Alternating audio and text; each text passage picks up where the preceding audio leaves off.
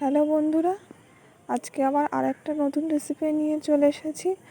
আজ আমি বানাবো আম কাসুন্দি, ঠাকুমা দিদিমার হাতে তৈরি।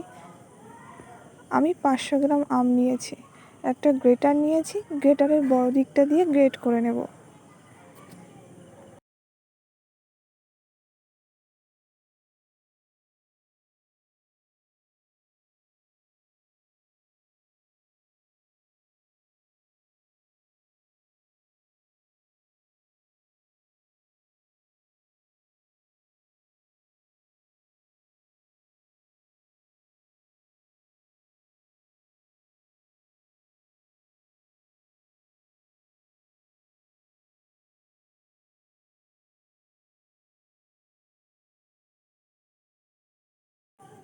আমটা যে গ্রেট করে নিয়েছিলাম তাতে সর্ষের গুঁড়োটা দিয়ে দিচ্ছি।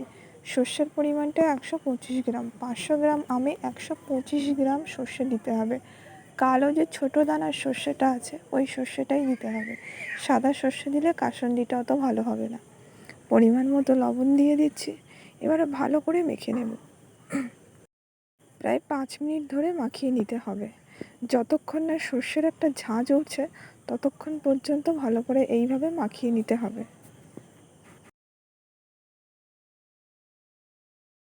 আবারও পরিমাণটা ভালো করে মনে করিয়ে দিচ্ছি। 500 গ্রাম আমে 125 গ্রাম সর্ষে লাগবে, না হলে কাসুন্দিটা পারফেক্ট হবে না।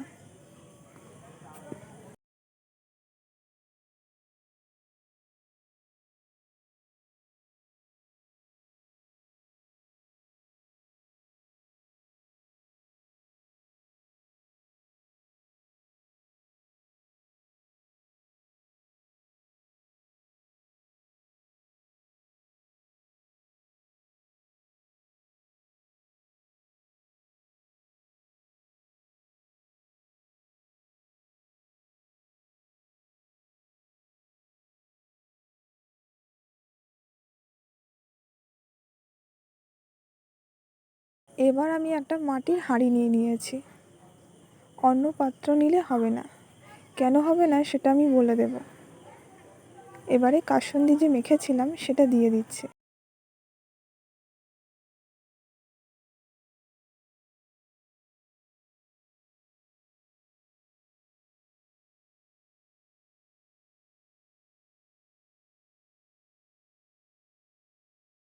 মাটির পাত্রটা নিয়েছি কারণ আম যে গ্রেট করে রেখেছিলাম ওর যে জলটা বেরোয় এই মাটির পাত্রটা সব টেনে নেবে, সেই জন্যই মাটির পাত্রটা নিতে হবে। এবারে আমি মাটির পাত্রের মুখটা ঢেকে নিলাম, তার উপরে একটা কাপড় দিয়ে বেঁধে দেব। এটা কিন্তু রোদে দেওয়া যাবে না, ঘরের একটা কোণায় রেখে দিতে হবে।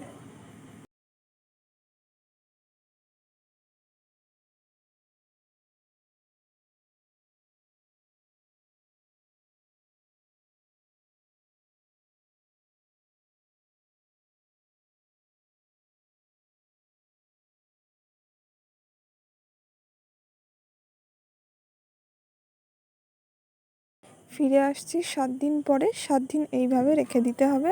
খুলে দেখাবো কেমন হয়েছে।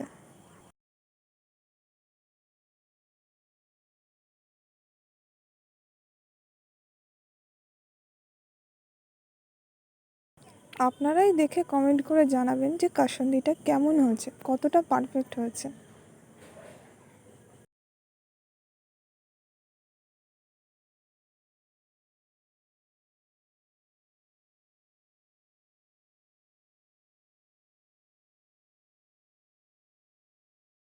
আমি একটা কাচের বয়ামে ভরে নিচ্ছি।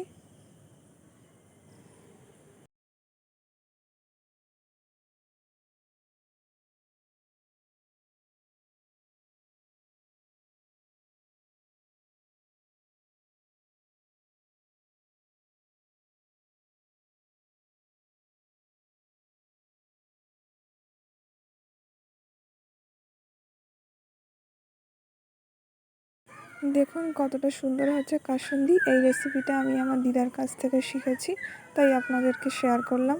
কেমন হয়েছে কমেন্ট করে জানাবেন। আমি আবারও একটা আম কাসুন্দির মশলা দিয়ে বানানোর রেসিপি নিয়ে আসবো। ততদিন সবাই সুস্থ থাকুন, ভালো থাকুন।